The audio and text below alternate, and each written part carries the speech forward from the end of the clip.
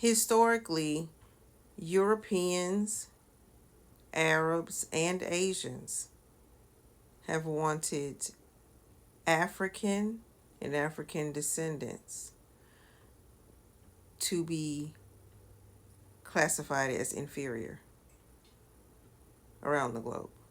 Once you understand this, you will understand that both superiority and inferiority is constructed. It's constructed by who's narrating. Okay? Inferiority is not something that occurs naturally, okay, between human beings. It's not. It's constructed through a narration, okay? Just like quote unquote superiority was constructed through narration, okay? Who's telling the story? So when we look at history honestly, you'll see where Asian people throughout history have looked at African and African descendants as inferior. We can take the example of China, because regardless of whether people know it or not, China did participate in the enslavement of African people. This is rarely spoken of, but you look it up, you'll see it. And then we can go to, of course, we can look at places like India, right? And their caste systems, okay? And then we can look at the Arab. And here's the thing with the Arab. I'm going to talk about the Arabs and the Europeans in history, because they worked against one another, okay? Because both of them really wanted superiority, okay? And they still do, okay? Just like with Asia, but these two groups, the European and the Arab nations, they clash because they love power, okay? But also they worked with each other historically against Africans. They both came to an agreement that they wanted the subjugation of African people. And this even came through where the Europeans wanted to get oil from. They chose Middle Eastern. They could have chosen Nigeria. They could have chosen Africa. But they both were involved in the subjugation and the oppression of Africa. So why do that? Right? Let's choose each other. Europeans and Arabs. So throughout history, you have Asians, Arabs, and Europeans coming against Africa. While African leaders, many of them assisted. I'm not sure why. Um, no idea. Okay. But they were left out of the conversation about their own subjugation, and for some reason they just couldn't see it. Still don't.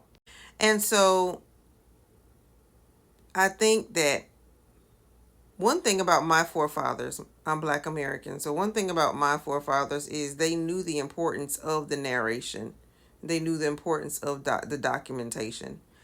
They knew the importance of making it known. Okay?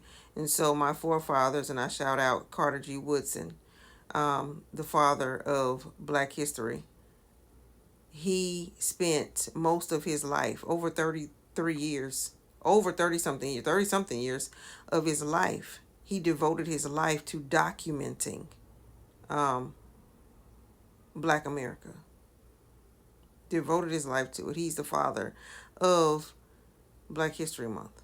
Now, the documentation had been going on for centuries with Black America, from our publications and everything, because we knew we had to document ourselves. Because if you leave it to Europeans or white people. They're going to document what they want to, and they're going to hide the rest. They're not going to tell you a complete story, and they're going to fabricate some things, and they're going to do whatever they want with your history. So it's really important that African people and those in the African diaspora know their own history, and not make up myths and legends, but know it. Know both the good and the bad. Know it. And understand that it is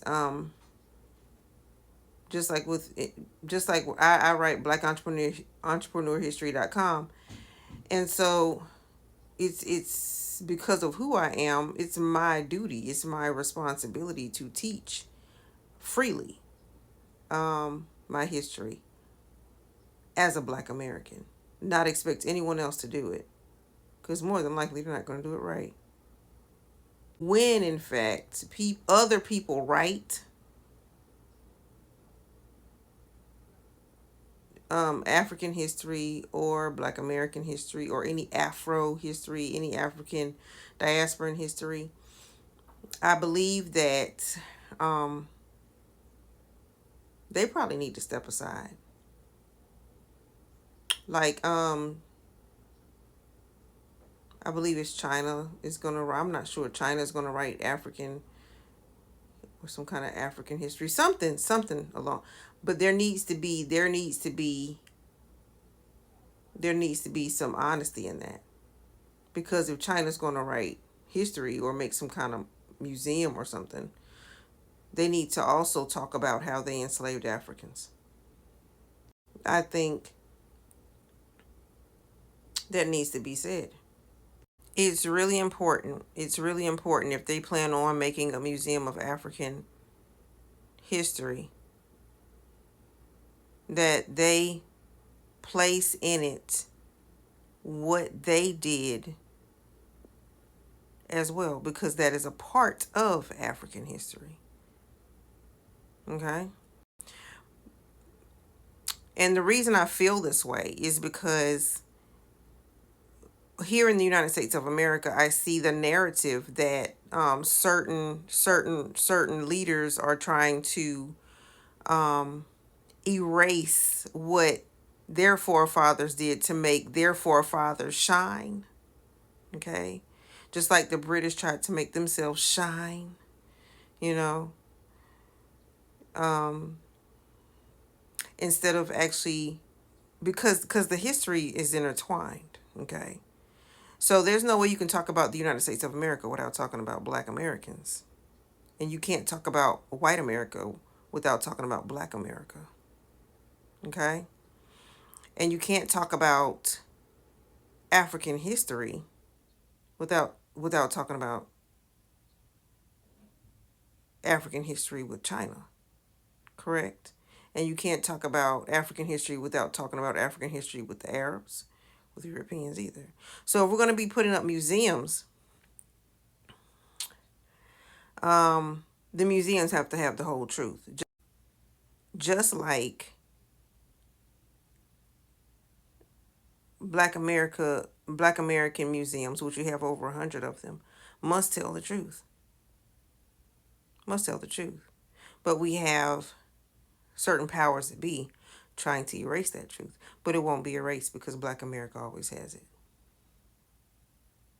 So just remember, with any type of narration, make sure the narration is right. Because people love to try and be supreme over another person's history or another group's history. And that control may eventually lead to the creation of an inferior narrative. Be in control of your own narrative and your own history.